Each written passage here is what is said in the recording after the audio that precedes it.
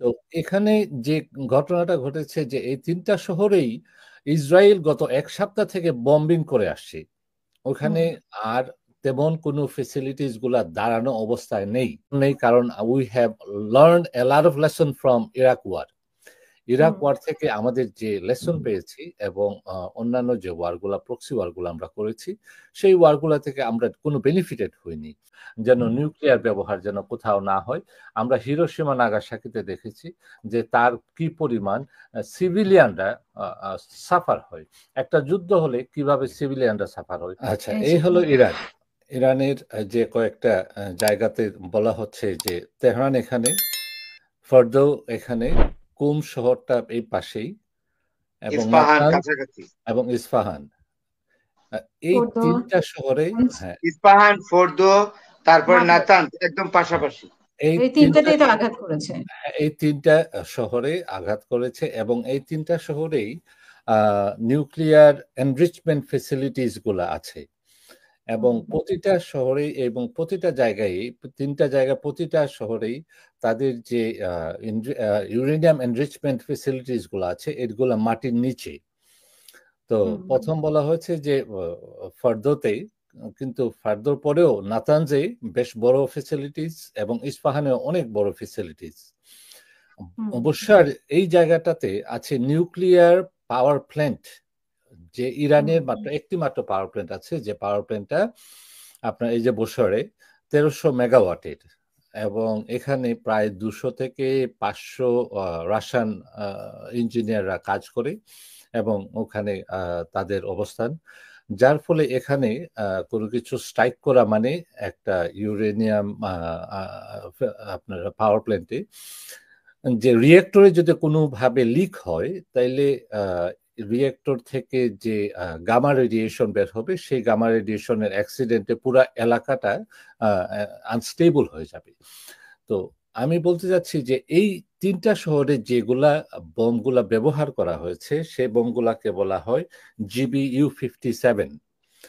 এগুলাকে guided bomb unit, GBU।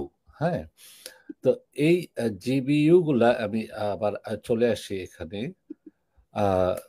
তো এই GBU গুলা হলো যে গাইডেড বম ইউনিট। এই বম গুলার ওজন হলো 30,000 পাউন্ড এবং এই 30,000 পাউন্ডের মধ্যে প্রায় 25,000 পাউন্ড এটা শুধু কেসটার ওজন এবং 3 to 4,000 পাউন্ড হলো তার ইয়েটা এক্সপ্লোসিভটা। তো এটা কাজ করে যে গ্র্যাভিটেশনের উপর, গ্র্যাভিটেশনটা যে B2 বোমার 50,000 ফিট উপর থেকে ছেড়ে দেয়, তারপরে এটার কোনো প্রপেলার বা কোনো কিছু এক্সটার্নাল ফোর্স কাজ করে না, গ্র্যাভিটেশনাল ফোর্সে এটাকে নিয়ে আসে এবং ড্রপ করে পেনিট্রেট করে মাটির নিচে। তো যদিও আমি তো দেখলাম যে 226 ফুট নিচে যাওয়ার মতো আছে ক্যাপাসিটি, এটা ক্যাপাসিটি, কিন্তু ডিপেন্ডিং অন আপনার পরিস্থিতি, শুধু পরিস্থিতি না, যে মাটি, পাথর, তারপরে গ্রাউন্ড স্ট্রাকচারটা, গ্রাউন্ডের স্ট্রাকচারটাও অনেকটা ডিপেন্ড করে কতটুকু পেনিট্রেট করতে পারবে। তো এখানে যে ঘটনাটা ঘটেছে যে এই তিনটা শহরেই ইসরায়েল গত এক সপ্তাহ থেকে বম্বিং করে আসছে। ওখানে আর তেমন কোনো ফেসিলিটিস গুলা দাঁড়ানো অবস্থায় নেই। তো ওখানে যে আরেকটা বোম মারার কারণ হলো যে ওকে, ইসরায়েলকে বুঝানো যে ওকে আমরা আমাদের উই ডিড আওয়ার ডুজ, আমরা কাজ করেছি। এবং এখন যে এখন এবং ইরানকেও একটা মেসেজ পাঠানো যে come to the table, come to the table so we can talk. কিন্তু ইরান তো আসবে না, আনকন্ডিশনাল সারেন্ডার। তো এখনো আমরা বলতে পারছি না যে আসবে কিনা। একটু আগে আমি একটা প্রফেসর মারান্ডির ইন্টারভিউ শুনছিলাম। তো উনি বললেন যে এখনো lot of options in a table, টেবিলে অনেক অপশন আছে, যে কোন অপশন। যুক্তরাজ্য থেকেও তো বলা হয়েছে যে টেবিলে আসার জন্য। এক্স্যাক্টলি, অনেকগুলো অপশন টেবিলে আছে। এখন যুক্তরাষ্ট্র কতটুকু রেসপন্স করবে এবং ইরান তার কতটুকু রিটালিয়েট করবে, এটা এখন দেখার বিষয়। After the assessment of this বমিং, বমিং এর অ্যাসেসমেন্ট করার পর কার কতটুকু ক্ষতি হলো এবং কতটুকু আপনার যে অবস্থানটা, সেই অবস্থান থেকে আগামী মিটিংটা কি হবে, কে কতটুকু এগিয়ে আসবে এবং সারা বিশ্ব রেসপন্স কিভাবে আসে, এটার উপর দেখা যাবে যে কে কোন দিকের অবস্থানে আছে।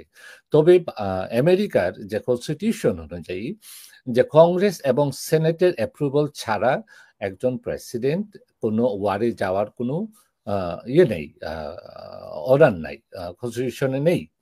তো বার্নি স্যান্ডার্স বলেছেন বারবার যে দেখেন এখানে আমেরিকা কোনো প্রক্সি ওয়ারে যাওয়ার কোনো কারণ নেই, কারণ we have learned a lot of lesson from Iraq war. Iraq war থেকে আমাদের যে লেসন পেয়েছি এবং অন্যান্য যে ওয়ারগুলা, প্রক্সি ওয়ারগুলো আমরা করেছি, সেই ওয়ারগুলা থেকে আমরা কোনো বেনিফিটেড হইনি। তো এখন ইরান ওয়ারে যে কতটুকু বেনিফিট হবে, কংগ্রেস এবং সেনেট কতটুকু অ্যাপ্রুভাল করবে, এটার উপরও আরেকটা চিন্তার বিষয়। যে আগামী ভবিষ্যতে একবার তো স্ট্রাইক করেছে এবং পরবর্তীতে স্ট্রাইক করতে যাওয়ার আগে কংগ্রেস এবং সেনেটে কি বলে এইটা, এবং পাবলিক সেন্টিমেন্ট, আমেরিকার পাবলিক জনগণ কি বলছে, এইটার উপর অনেকটা ডিপেন্ড করে যে আমেরিকা কতটুকু আগাবে বা আগাবে না। তো আমার মনে হয় যে আমি যতটুকু আমি ভাবছি যে আপনার পুরা মিডল ইস্ট একদিকে, ইরান আর একদিকে। কারণ ইরান শক্তিশালী হোক, ইরান নিউক্লিয়ার পাওয়ার কান্ট্রি হোক, এটাও আরব কোনো কান্ট্রি চায় না। আমি আমার দিস ইজ টোটালি আমার ওপিনিয়ন। আপনার মতামত। জি, অনেক ধন্যবাদ। এবং আরেকটা কথা যে শুধু এটা না, যদি ইরান কোনোভাবে আপনার নিউক্লিয়ার পাওয়ার হয়ে যায়, তাহলে পুরো আরব ওয়ার্ল্ডে তারা চিন্তা করে যে they will take over, Iran power is going to exercise in all over the Middle East and Sunnis Arabs. Iranianরা, they are not Arabs, they are Persian. তাদের যে কালচার, তাদের ডিগনিটি, তারা ডিফারেন্ট ভাবে তাদেরকে অ্যাপ্রোচ করে, যখনই তাদের পরিচয় দেয়, তারা অ্যাপ্রোচিংও তাদের different. We are not Arabs, we are Persian. যে শুধু এই প্রথম নয় যে পুরা মিডল ইস্টকে নিয়ে যারা গেম খেলেছে এবং তেলের বিনিময়ে অস্ত্রের যে ব্যবসা, সেই ব্যবসাটা আমেরিকা যেভাবে খেলেছে, ইউকে, রাশিয়া, ফ্রান্স, চায়না ঠিক সমপরিমাণ খেলছে এবং কন্টিনিউ। কখনো সেই 1974-এ নিশ্চয় মনে আছে ফরাদ ভাই, 74-এ যখন ওপেক কার্টেল তারা একটা স্ট্রাইক করেছিল যে সাপ্লাই টু ওয়েস্ট সাপ্লাই করবে না, তখন একটা কোয়ান্টিটিতে due to the war of 1973 Arab Israel ওয়ারের পরে আমেরিকান ফরেন পলিসি চেঞ্জ হয়ে গেল, যখন তেল স্ট্রাইক করে ফেলল, তখনই এইটাকে এই তেলটাকে যেন অস্ত্র হিসাবে ব্যবহার না হয়, তার জন্য এই পুরা মিডল ইস্টকে একটা আপনার একে অন্যের সাথে যুদ্ধে লাগিয়ে পুরা ওয়েস্ট এবং বিভিন্ন পরাশক্তিগুলা এই তেলটাকে এবং অস্ত্রের ব্যবসা শুরু হলো। এবং ওই থেকে আজকে পর্যন্ত একই অবস্থানে যাচ্ছে। ইরাক ওয়ার আমরা দেখতে পেলাম, ইরানের ওয়ার দেখতে পেলাম, তারপরে আপনার ইরাক ইরান ওয়ার দেখতে পেলাম, পরবর্তীতে এখন পর্যন্ত কন্টিনিউ হচ্ছে এই তেলের এবং অস্ত্রের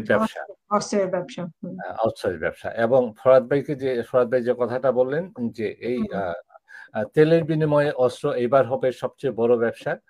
আমার মনে হয় যে ইরানের সেই ক্যাপাসিটি, টেকনোলজি এবং দিন যত যাচ্ছে টেকনোলজি ইরানের ভালো হচ্ছে এবং জ্ঞান তো মানুষকে আটকে রাখতে পারবে না। তো এখন যদি পশ্চিমা দেশ এবং আমেরিকাও চিন্তা করে যে সেই 80-র দশকের ইরানের যুদ্ধের মতো ছোট ছোট অস্ত্র দিয়ে আপনার যুদ্ধ হবে, এরকম তো না। টেকনোলজি এখন সবার হাতে পৌঁছে গেছে, এআই পর্যন্ত পৌঁছে গেছে।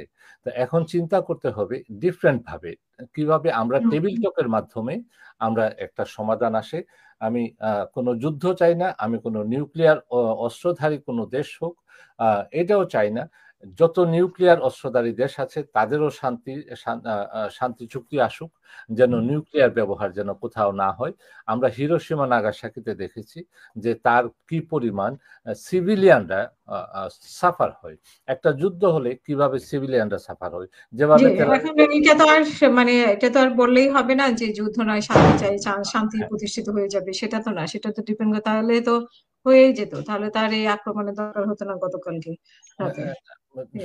যেমন ট্রাম্প সাহেব বলেছেন যে যুদ্ধ দিয়ে অনেক সমাধান করতে হয়। আমি এটা পুরো ঘুর বিরোধিতা করি যে যুদ্ধ দিয়ে সব সমাধান হয় না, সমাধান হয় টেবিল টকের মাধ্যমে। আমরা লিবিয়াতে যুদ্ধ দেখেছি, যুদ্ধ দেখে আউটকাম কি হয়েছে? আজকে লিবিয়া সরকার ছাড়া। আফগানিস্তানে কি হয়েছে যুদ্ধতে? আজকে সিরিয়াতে কি হয়েছে যুদ্ধতে? আউটকাম কোথায়? ভালো কিছু তো পাইনি। তো ভালো একটা জিনিস দেখা হোক যে যুদ্ধের রেজাল্টটা কি আসে।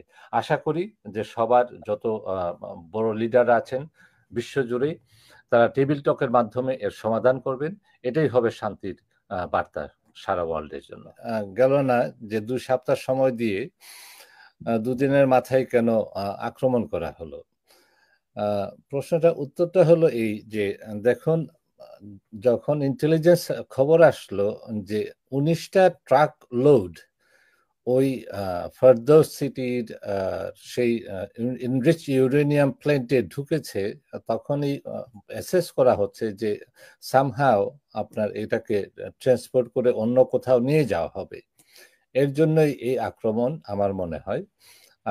আমি যতটুকু মনে করি যে ক্যানট গেট লেট, কারণ এই মুভমেন্টটা শুরু হয়ে যাবে। এর জন্য আগে থেকেই যতটুকু সম্ভব সেই অ্যাক্সেস এবং এক্সিট এন্ট্রিগুলাকে আপনার বম্বার্ড করা হয়েছে, এবং কতটুকু পেনিট্রেট করা হয়েছে এখনো কোনো রিপোর্ট আসে নাই, এবং সেই রিপোর্ট থেকে আমরা বলতে পারছি না। এই রিপোর্ট না আসা পর্যন্ত কতটুকু পেনিট্রেট করা হয়েছে, আমি বেশ কয়েকটি অনুষ্ঠানে বলেছি যে বাংকার বাস্টার বমগুলা যখন একটা করা হয়, ড্রপ করা হয়, তখন ওই একই পয়েন্টে ওই সফট সোয়েলে বা কংক্রিটে আরেকটা একই জায়গায় ফেলা হয় এবং একের পর এক পেনিট্রেট করতে থাকে। আজকে গত 3 দিন থেকে আমি বলে আসছি যে ঘটনাটা যে একইভাবে একই জায়গায় তখন পেনিট্রেট হয় আরো ডিপারে। তো কতটুকু পেনিট্রেট করতে পেরেছে এটা কোনো রেজাল্ট আমরা এখনো পাইনি, এখনো অ্যাসেসমেন্ট করা হয়নি। তবে প্রফেসর মারাদি উনি যা বলেছেন যে তেমন কোনো ক্ষতি হয়নি, যেটা ইসরায়েল এতদিন গত 1 সপ্তাহ যেখানে বম্বার্ড করেছে ওইখানে আবার একই জায়গায় বম্বার্ড হয়েছে, যার ফলে আমাদের ক্ষয়ক্ষতির পরিমাণ যতটুকু আমরা ততটুকু সেরে উঠতে পারবো।